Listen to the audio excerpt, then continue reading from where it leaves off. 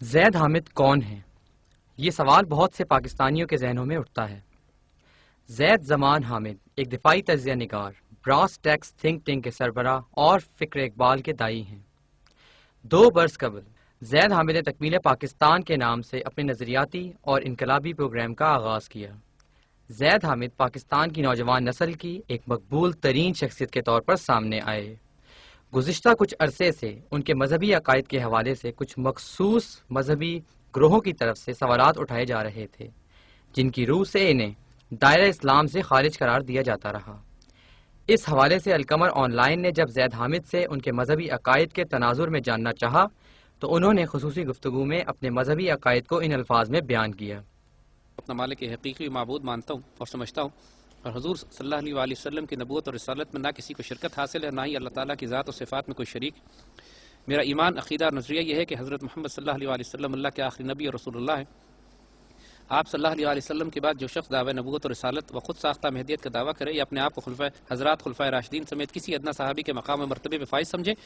وہ شخص بلا تفریق جھوٹا، مکار، کذاب اور اختراع پرواز اور ملعون ہے۔ تمام مسلمانوں کی تسلی اور شریعت کے تقاضوں کو پورا کرنے کے لیے میں نے شرعی اور قانونی طور پر تمام شرائط کو پورا کر دیا اور اپنا عقیدہ، توحید اور رسالت کو واضح کر دیا۔ میں اللہ کے فضل و کرم سے حضور صلی اللہ علیہ وآلہ وسلم کی محبت میں ایک دفعہ پھر اعلان کرتا ہوں کہ حضرت محمد صلی اللہ علیہ وآلہ وسلم پر ایمان نبوت رکھتا ہوں۔ آپ کے بعد کسی مدعی نبوت، کذاب، نجس، ملعون، مردود اور کافر ملحد کے ساتھ میرا دینی اعتبار سے نہ کوئی تعلق تھا، نہ ہے، نہ رہے گا۔ انشاءاللہ ہر ایسے شخص کو جو عقیدہ ختم نبوت کے فلسفے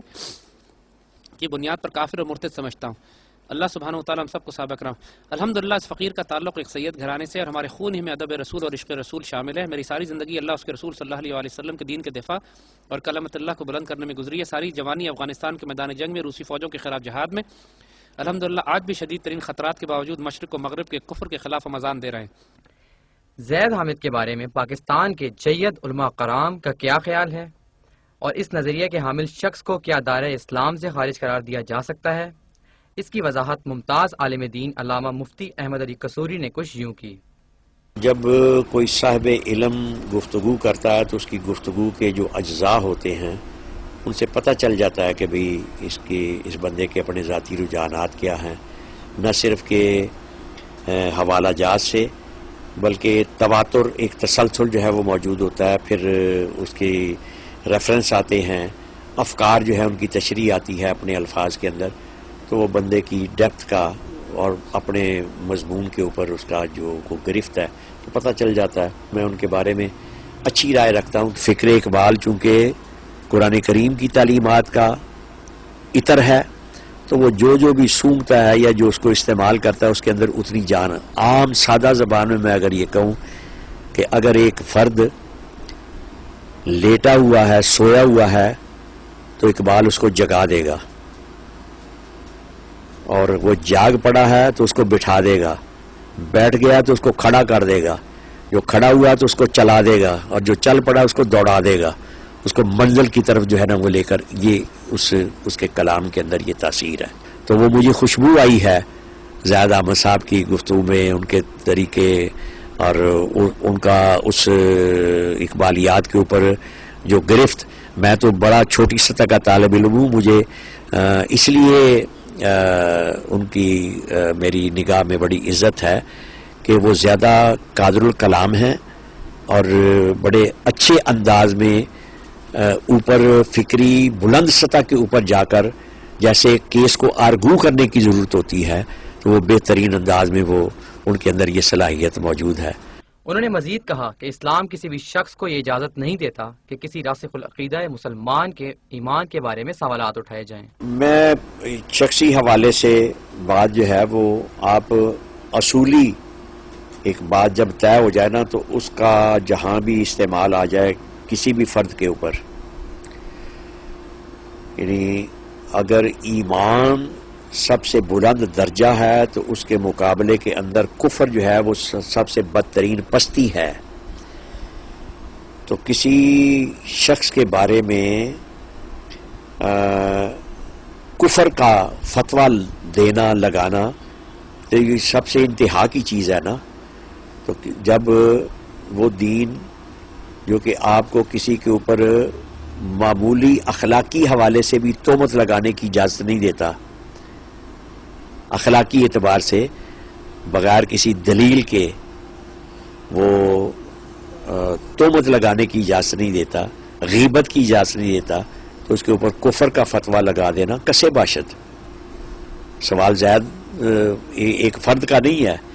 اور خاص طور پر جب پھر ایک فرد جو ہے وہ دو ٹوک انداز میں جب وہ بندہ موجود ہو، اس سے وضاحت جو ہے وہ طلب کی جا سکتی ہے. اگر کوئی شک شبہ ہے تو اس کے ساتھ براہ راست بات کی چیز کی جا سکتی ہے. تو اس سے زیادہ بڑی بددیانتی اور کوئی نہیں ہوگی، اور دین سے ناواقفیت اور دین کو کاروبار بنانے کے مترادف ہوگا کہ آپ اپنی کوئی پس پردہ جو آپ کے کوئی خفیہ عزائم ہوں، یا کوئی آپ کی خواہشات ہوں، یا آپ کی کوئی عداوت ہو، یا آپ کا کوئی کینہ ہو، یا آپ کو کوئی اختلاف ہے، تو اس اختلاف کو آپ کفر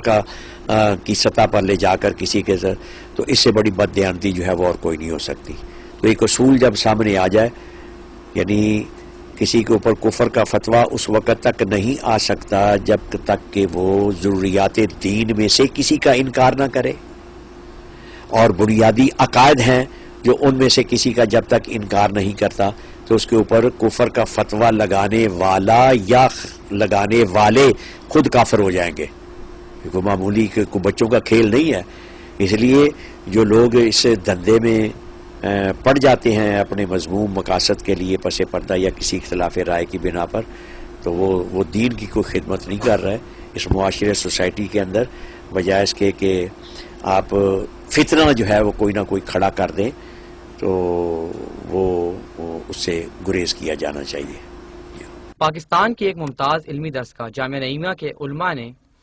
زید حامد سے ایک ملاقات میں ان کی فکر اور فلسفے کے حوالے سے مختلف سوالات اٹھائے، اور بعد ازاں ان کی تکمیل پاکستان، فکر اقبال اور خدمت اسلام کی کوششوں کو سراہا. ان کے مذہبی عقائد اور نظریات کے حوالے سے جامعہ نعیمیہ کے عالم دین مفتی گلزار احمد نعیمی نے اپنا موقف یوں بیان کیا. بسم اللہ الرحمن الرحیم، الحمدللہ رب العالمین، والصلاة والسلام علی خاتم الانبیاء والمرسلین. ان کی سٹیٹمنٹ کو دیکھتے ہوئے کوئی بھی مسلمان ان کے ایک راسخ العقیدہ مسلمان ہونے کی حیثیت میں کوئی شک نہیں کر سکتا. میں سمجھتا ہوں کہ انسان جو اپنے ظاہری اعتقادات کو لوگوں کے سامنے لے کے آتا ہے اور جس انداز سے وہ اپنے بیانات اور گفتگو کرتا ہے، اس کے مطابق اگر کوئی ایسی چیز جو قرآن و سنت کی روشنی میں اللہ جل شانہ کی وحدانیت، آپ صلی اللہ علیہ وسلم کی رسالت اور دیگر جو ایمانیات ہیں ان کے حوالے سے اگر کوئی مخالفت نہیں ہے بلکہ وہ حمایت ہے اور اس پر عقیدہ ہے، تو میں سمجھتا ہوں وہ پکا اور سچا مسلمان ہے. اس حوالے سے اگر کوئی اس قسم کے عقیدہ رکھنے والے شخص کو کافر یا غیر مسلم یا کسی انداز سے جو ہے وہ مسلمانوں کی صف سے خارج کرنا چاہتا ہے، تو میں سمجھتا ہوں کہ یہ اس شخص کے ساتھ زیادتی ہے. قرآن و سنت کی روشنی میں اللہ کا دین انہیں کوئی یہ اتھارٹی نہیں دیتا کسی کو بھی کہ وہ کسی بھی مسلمان کو جو یہ عقائد رکھتا ہو اس کو غیر مسلم کہے. باقی ہمارے سامنے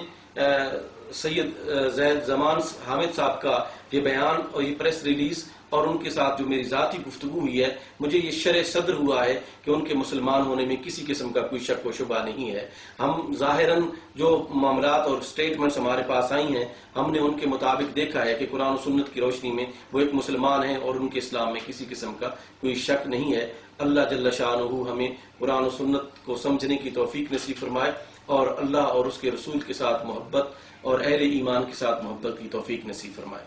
عالم دین مفتی ضیاء الحبیب صابری نے زید حامد کے مذہبی عقائد کو ہر طرح کے شک و شبہ سے بالا تر قرار دیتے ہوئے فکر اقبال اور تکمیل پاکستان کے حوالے سے ان کی کوششوں کی تعریف کرتے ہوئے یہ کہا. تکمیل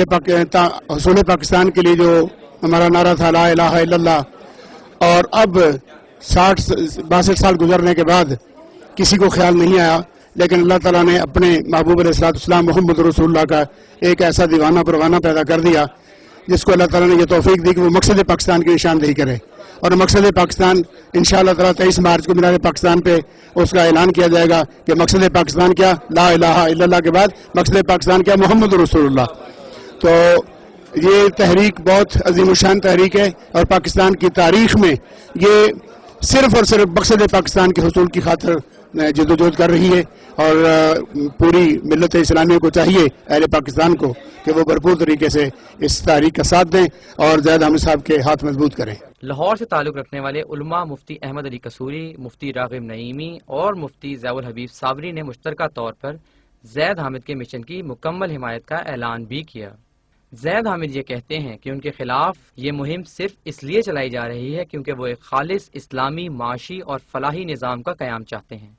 और इन्हें CIA, रॉ और हनूद यहूद के खिलाफ बोलने पर निशाना बनाया जा रहा है। इन तमाम हक़ाइक़ को मद्देनज़र रखते हुए ये बात वाज़ेह हो जाती है कि उलमा इस्लाम की नज़र में ज़ैद हामिद एक सच्चे मुसलमान हैं और आशिक़ रसूल, और उनके ईमान के बारे में शक का इजहार किसी मोमिन के शायान शान नहीं।